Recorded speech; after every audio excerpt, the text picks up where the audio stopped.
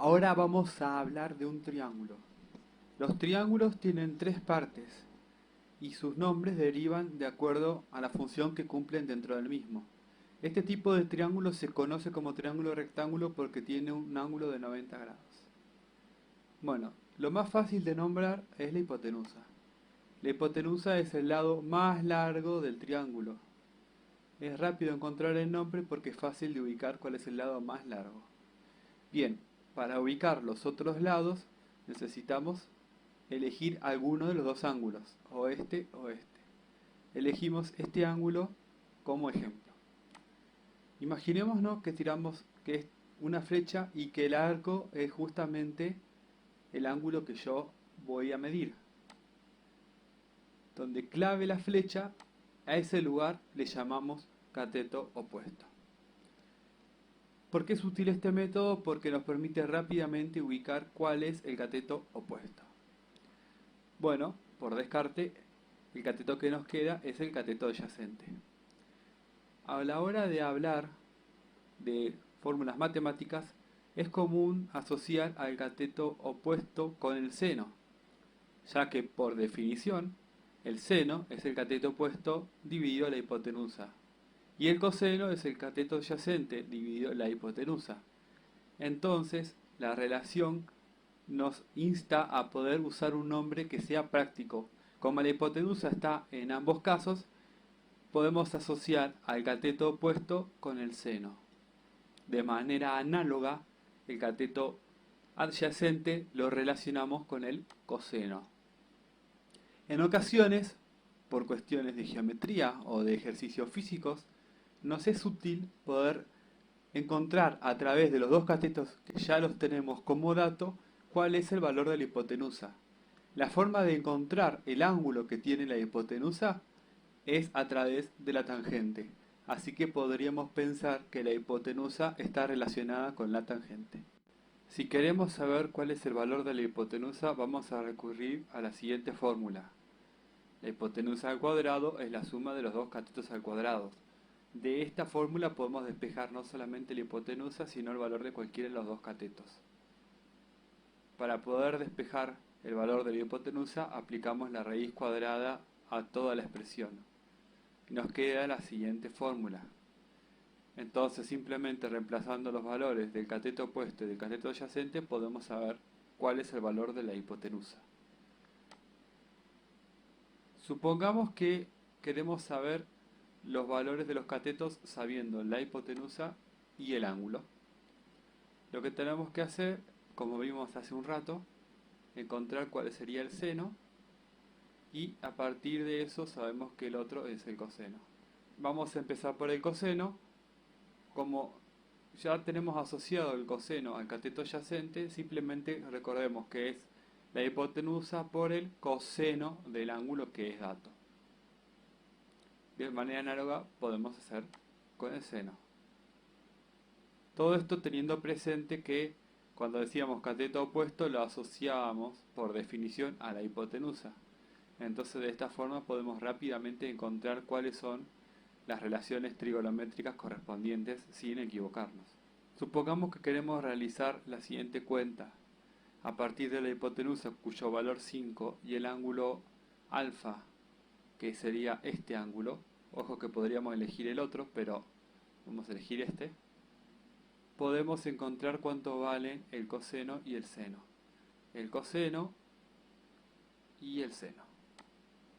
Bien, si realizamos la cuenta, 5 por el coseno de 30 nos da 4,33.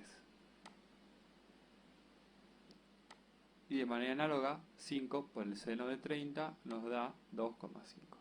De esta forma muy sencilla podemos obtener el valor de los dos catetos. Un vector es un ente matemático que nos permite poder describir magnitudes físicas. Para ser considerado un vector, este ente matemático necesita de algunos elementos. Primero, tiene que tener una dirección. La dirección está marcada por una línea recta. Esa línea recta puede tener o no una fórmula asociada a ella. Debe tener una magnitud.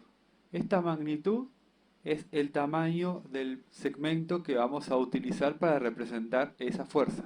Tiene que tener un sentido, Es decir, dentro de la línea yo podría ir hacia ese lado o hacia el otro lado. Los vectores también existen en el mundo de las tres dimensiones, por lo que se complejiza aún más su trabajo. Y tiene que tener un punto de aplicación, es decir, el punto de donde está aplicado el vector y a donde se representa la fuerza. Ahora vamos a descomponer el vector en dos direcciones, en la dirección del eje Y y en la dirección del eje X. Recordemos que el vector tiene una magnitud h y un ángulo respecto de alguno de los ejes. En este caso vamos a elegir al eje X.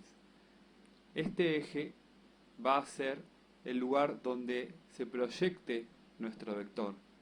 Una proyección es como una sombra. Si nosotros queremos que este proyector haga sombra en el eje X, podemos poner una luz imaginaria por encima del eje, de tal forma de que los rayos caigan perfectamente paralelos hacia el eje X, logrando la sombra que buscamos. Haciendo esto, veremos que la sombra como máximo llegaría hasta la punta del vector. Eso quiere decir que toda la sombra se originaría desde el centro donde el vector está originalmente ubicado hacia la punta que hemos obtenido recién. Esa sombra la dibujamos como una flecha y se conoce como la proyección del vector en el eje X. ¿Qué vector? En este momento al vector le hemos puesto el nombre de h, aunque podría no tener un nombre o podría tener directamente el valor de su magnitud. Ahora lo que hacemos es recordar lo que vimos hace un rato. Si este es el ángulo, la flecha cuando sale disparada, este sería el seno. Entonces, por descarte, este es el coseno. ¿Cuánto vale esa proyección?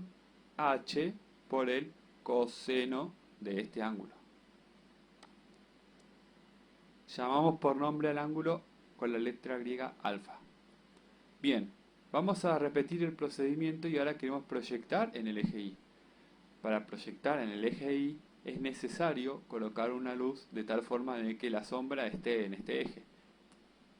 Así que la luz, por descarte, debe ser ubicada en el lado contrario. De vuelta, se nos hará la flecha desde la punta de forma paralela hasta intersectar al eje Y, paralela al eje X.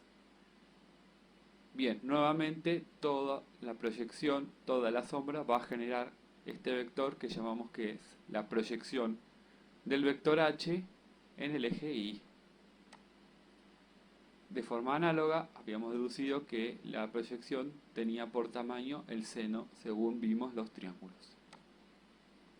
Vamos a hacer un ejemplo.